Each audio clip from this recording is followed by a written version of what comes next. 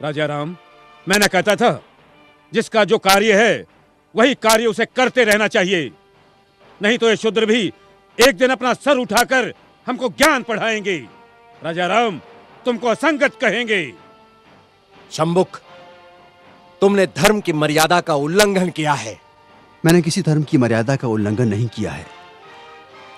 मैं एक ही धर्म को मानता हूं, वो धर्म है प्रकृति का धर्म, और उसके अनुसार सभी मानव समान हैं। ना कोई ब्राह्मण है, ना कोई शूद्र है। देखो देखा इसकी जीवा कैसी लप लपा रही है। भविष्य में शास्त्र धर्म की शिक्षा लेकर तुम राजा राम को ही आह्वान दोगे। ऋषि, हमें किसी राजसत्ता और वैभव की लालसा नहीं है। हमें तो सिर्फ एक मानव जैसा जीवन व्यतीत करना है। और फिर बस समाप्त करो तुम्हारे वचन। 2 अक्षर क्या पढ़ लिए, हमें ही ज्ञान की भाषा सिखाने लगे। राम, ये अपराधी है और इसे दंड मिलना ही चाहिए, नहीं तो ऐसे पापियों के कारण हमारे राज्य में आपत्ति आ सकती है। आपके धर्म की पाप और पुण्य की कल्पना से मैं अच्छी तरह परिचित हूं। वो सारा पाखंड आपने अपने स्वार्थ के लिए रचा है और सारी प्रजा को मूर्ख बना रहे। अपनी वाणी को रोको शंभुक। हम अपने परम पूज्य गुरु का और अपमान नहीं सह सकते। तुमने धर्मोल्लंघन किया है, जिसके कारण हमारे राज्य में एक ब्राह्मण पुत्र की अल्पायु में मृत्यु हो गई। हम अपने राज्य के ब्राह्मणों को और व्यथित नहीं कर सकते शूद्र। किंतु ब्राह्मण पुत्र की मृत्यु का कारण मैं कैसे हो सकता हूं? हे राजन, बड़ी नम्रता से दुस्साहस कर रहा हूं।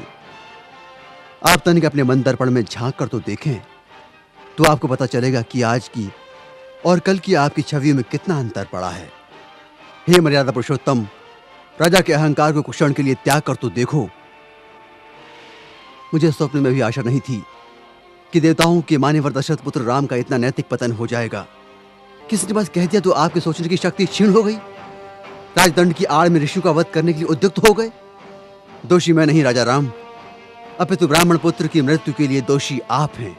अपनी विष उगलती जिह्वा को रोको शंभुक। मुझे भयभीत करने की चेष्टा न करो राम। जब जब किसी शूद्र ने परंपरागत सामाजिक दास्तां की बेड़ियां तोड़ने की चेष्टा की, तब तब धर्मांधों ने उसकी हत्या कर दी। मुझे मृत्यु का भय नहीं राम। एक शंभुक जाएगा तो दूसरा शंभुक निश्चित ही पैदा होगा।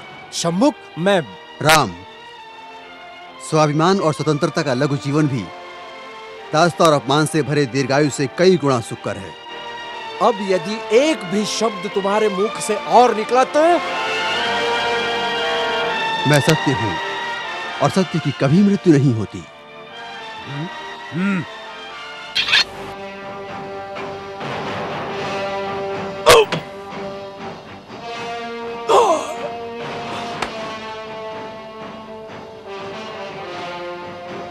न्याय प्रिय प्रभु रामचंद्र की जय।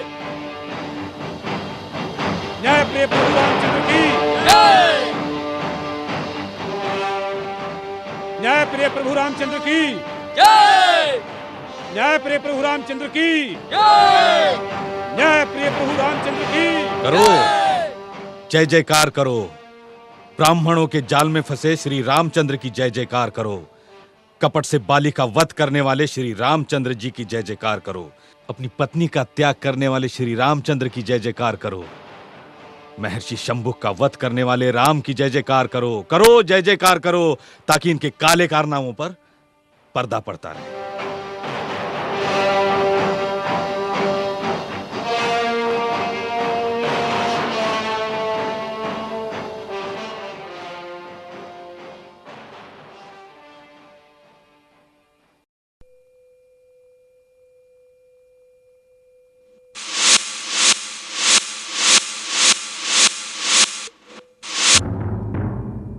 अगर तुम्हें धनुर्धारी बनना ही है तो जाओ, अभ्यास करो। अभ्यास करने से कुछ भी प्राप्त हो सकता है।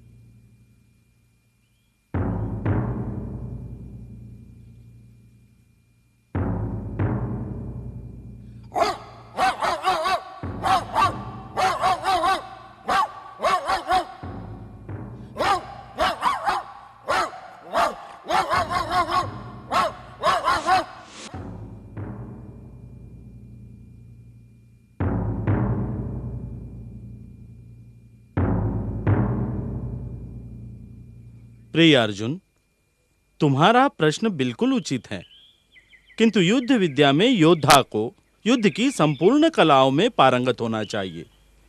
केवल एक कला में पारंगत होने से कोई भी पूर्ण योद्धा नहीं हो सकता। किंतु गुरुदेव, धनुर्विद्या को तो सर्वश्रेष्ठ कहा गया है। तुम तो जब तब अपनी प्रशंसा में मगन रहते हो। मेरी प्रशंसा? हाँ, धनुर्धारी होना। भीम, तुम्हें विषय को भटकाना अच्छी तरह आता है। भीमराता की तो ये आदत है, बिना किसी कारण के किसी से भी उलझ पड़ते हैं। किंतु नकुल, तुम क्यों भीम भ्राता की बात पर कटु टिप्पणी कर रहे हो? भीम की गदा के सामने तो बड़े बड़े धनुर्धारी मैदान छोड़ने पर विवश हो जाते हैं। हम पांडव कितने भाग्यशाली हैं जो गुरुदेव जैसे का हमें आशीर्वाद मिला।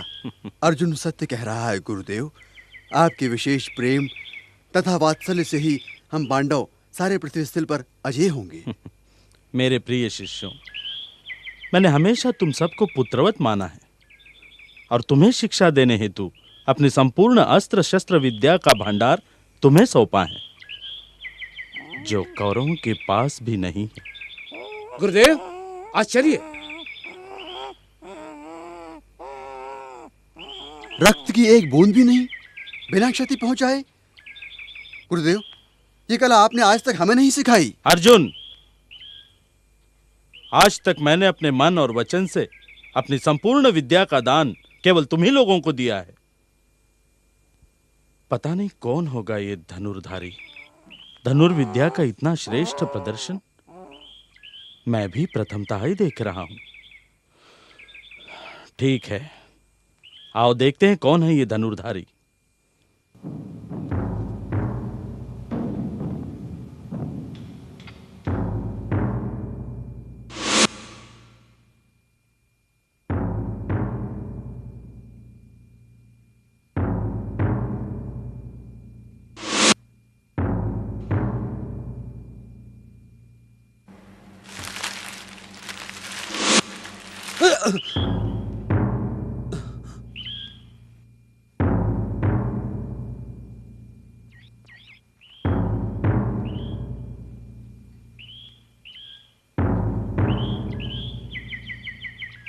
कौन हो तुम लोग?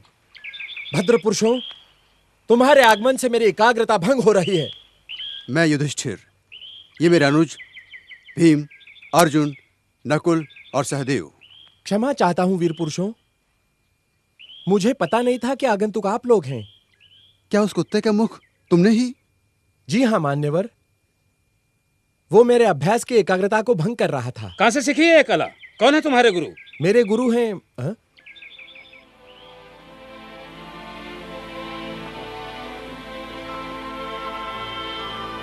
गुरुदेव। आशीर्वाद दीजिए गुरुदेव। उठो वत्स।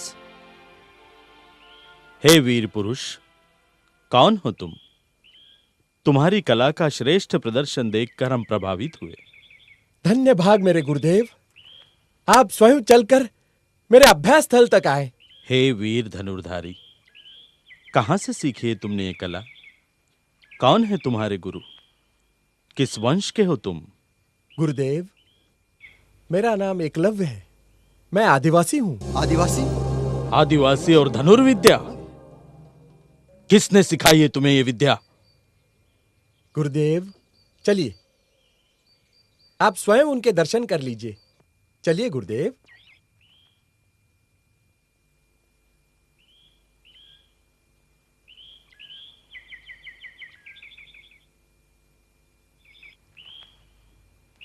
गुरुदेव, ये रहे मेरे परम पूज्य गुरु श्री द्रोणाचार्य जी।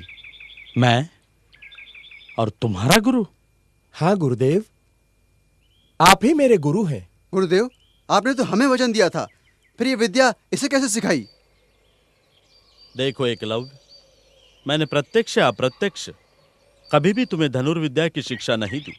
गुरुदेव, मैंने तो अपने मन से आप ही को अपना गुरु माना है।